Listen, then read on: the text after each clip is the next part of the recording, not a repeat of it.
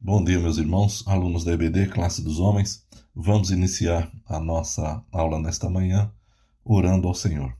Deus, nosso Pai, estamos aqui na Tua presença mais uma vez, pedindo que por Tua graça, por Tua orientação e misericórdia, nós possamos estudar a contento a Tua palavra, entendê-la e pela operação do Teu Espírito Santo, praticá-la, Senhor.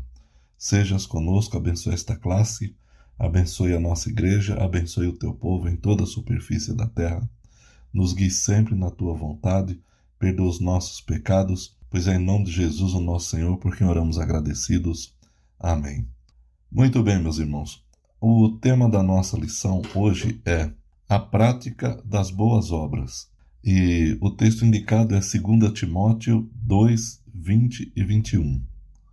2 Timóteo 2, 20 e 21. Vamos ler. Numa casa que é grande, não há somente vasos de ouro e de prata, mas também de madeira e de barro, uns, na verdade, para uso honroso, outros, porém, para uso desonroso. Se alguém se purificar dessas coisas, será vaso para a honra, santificado e útil ao Senhor, preparado para toda boa obra. Amém. Na nossa lição, na introdução da lição, diz o seguinte: lendo um boletim antigo, encontrei este artigo de um autor desconhecido, mas muito interessante. O título do artigo era: Se Deus te perguntar, o que responderás?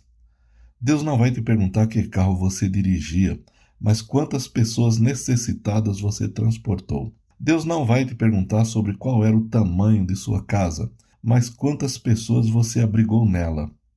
Deus não vai te perguntar sobre as roupas do seu armário, mas quantas pessoas você ajudou a se vestirem.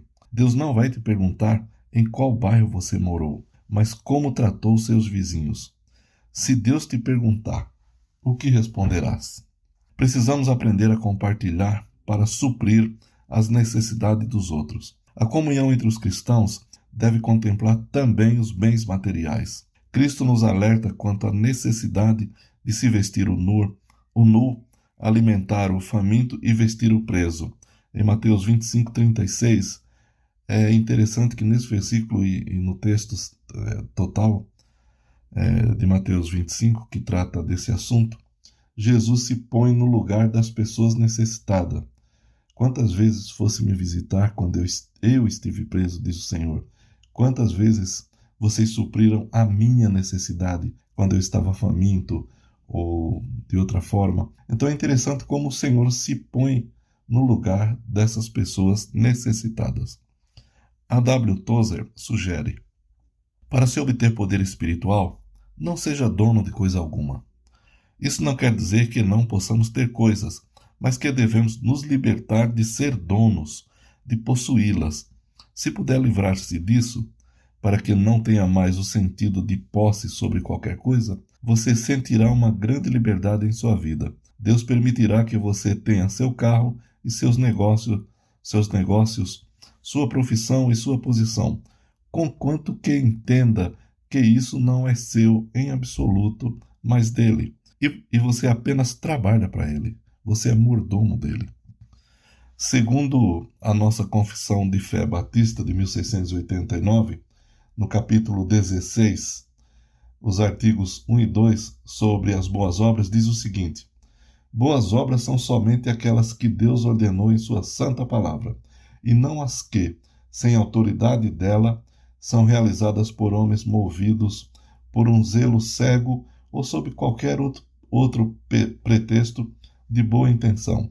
E o artigo 2 diz: essas boas obras, feitas em obediência aos mandamentos de Deus, são os frutos e as evidências de uma fé viva e verdadeira, e por elas os crentes manifestam sua gratidão, fortalecem a sua confiança, edificam seus irmãos, adornam a profissão de fé do Evangelho, fazem calar os adversários e glorificam a Deus, de cuja feitura são criados em Cristo Jesus para isso mesmo, a fim de que, tendo seu fruto para a santificação, possam ter por fim a vida eterna. Boas obras não são um passaporte para entrar no céu. A salvação é pela graça, isso é muito claro na Bíblia, né? Efésios 2, 8 e 9. Pela graça sois salvos por meio da fé, e isto não vem de vós, é um dom de Deus. Mas tentar cumprir a vontade de Deus sem praticar boas obras não é possível. Tiago já nos dizia que a fé sem obras é morta. No capítulo 2, do 14 ao 18, diz o seguinte, de Tiago: Meus irmãos, que vantagem há se alguém disser que tem fé e não tiver obras? Essa fé poderá salvá-lo? Se um irmão ou irmã estiverem necessitados de roupas e do alimento de cada dia, e algum de vós lhes disser: Ide em paz, aquecei-vos e saciai-vos, e não lhes derdes as coisas necessárias para o corpo, que vantagem há nisso? Assim também a fé, por si mesma, é morta se não tiver obras. Mas alguém dirá: Tu tens fé e eu tenho obras. Mostra-me tua fé sem obras, e eu te mostrarei minha fé por meio de minhas obras. Crês que Deus é um só? Fazes bem, pois os demônios também creem e estremecem.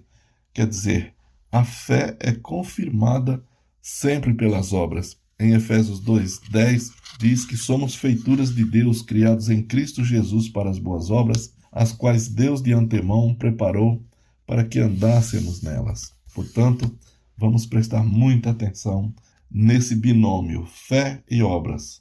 Obras justificam a fé. A fé justifica a pessoa diante de Deus por Cristo. A nossa lição traz alguns tópicos para reflexão. O primeiro deles diz: na prática das boas obras, precisamos nos purificar para sermos utensílios de honra. Na NVI, 2 Timóteo 2:21, que nós lemos, traduz-se assim: se alguém se purificar dessas coisas, será vaso para a honra, santificado, útil para o Senhor e preparado para toda boa obra. Qual o significado da palavra vaso? Vaso é um objeto próprio para conter substâncias líquidas ou sólidas. Vasos podem servir para ornamentação com plantas ou outros materiais atraentes e bonitos, ou para despejar dejetos. O vaso possui várias formas e modelos, mas o verdadeiro diferencial está na sua utilidade, isto é, o que ele conterá no seu interior. Assim também é a vida do cristão. O que conta mesmo é o que tem por dentro. Somos vasos para a honra quando buscamos aperfeiçoar nossa santidade. Paulo escreveu em 2 aos Coríntios 7:1: Tendo, pois, ó amados, tais promessas, purifiquemo-nos de toda impureza, tanto da carne como do espírito, aperfeiçoando a nossa santidade no temor de Deus. Aperfeiçoamos nossa santidade através da purificação. Esta iniciativa demanda um esforço nosso, pois o texto diz: se alguém a si mesmo se purificar.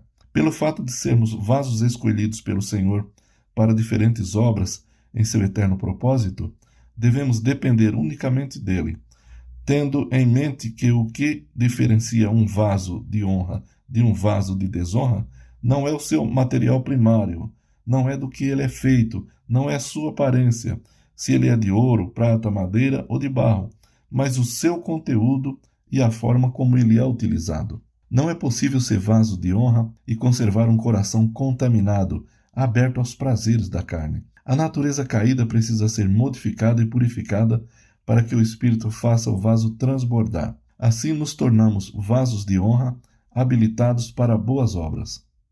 Devemos entender que não é simplesmente ajudando alguém que estaremos mandando material para a nossa construção no paraíso ou recebendo a aprovação de Deus. Precisamos sim atender às necessidades à nossa volta, mas sem esquecer que é fundamental cuidar da vida com Deus, para que Ele nos transforme em vasos de honra e aprove nossas boas obras. Segundo John Stott, a grande ênfase da Escritura é que Deus escolhe vasos limpos, instrumentos de justiça, conforme está em Romanos 6,13, para seu uso e para o cumprimento de seus propósitos. Não há dúvida de que na exortação de Paulo a Timóteo, ele ordena que este se purifique, se é que deseja ser apto para uso do mestre. Em segundo lugar, na prática das boas obras, precisamos ser santos e úteis. Assim, pois, se alguém a si mesmo se purificar destes erros, será utensílio para a honra, santificado e útil ao seu possuidor, estando preparado para toda boa obra. A responsabilidade de tornar-se puro é de cada um de nós. O cristão precisa eliminar de sua vida tudo que o contamina, e sendo santificado, deve tornar-se útil ao seu possuidor, estando preparado para toda boa obra. Devemos nos preocupar em fazer a vontade de Deus da forma que Ele estabeleceu, e não conforme a nossa própria vontade. Afinal, foi Ele quem nos preparou para sermos vasos de misericórdia. Por isso, devemos ser úteis ao nosso Criador.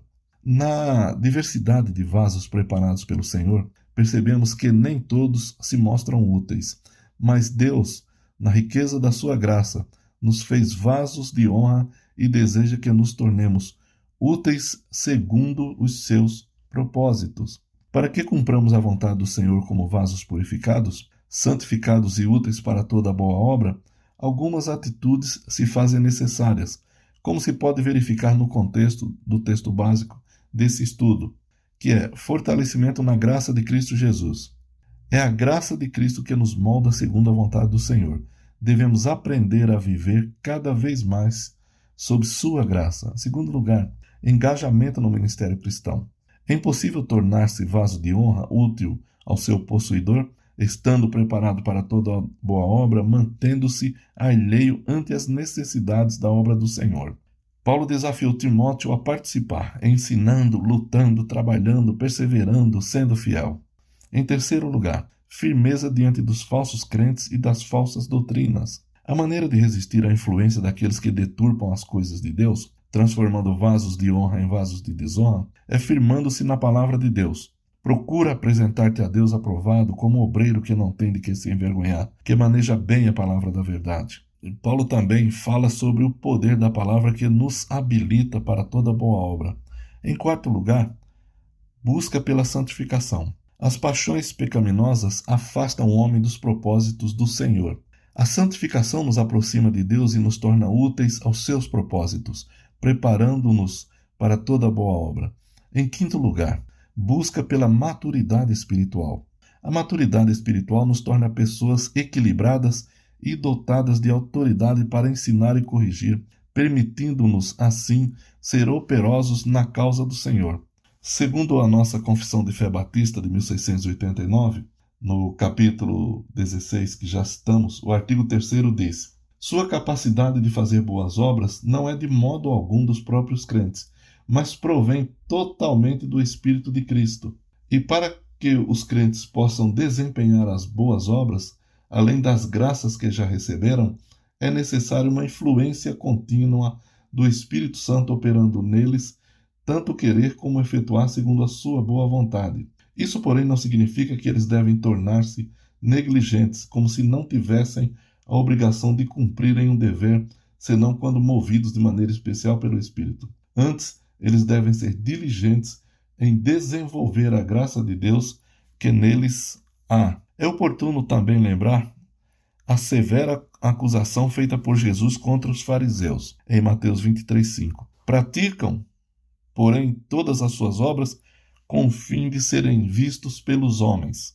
Na prática das boas obras, não podemos ser negligentes, mas também devemos conhecer bem quais são as nossas motivações.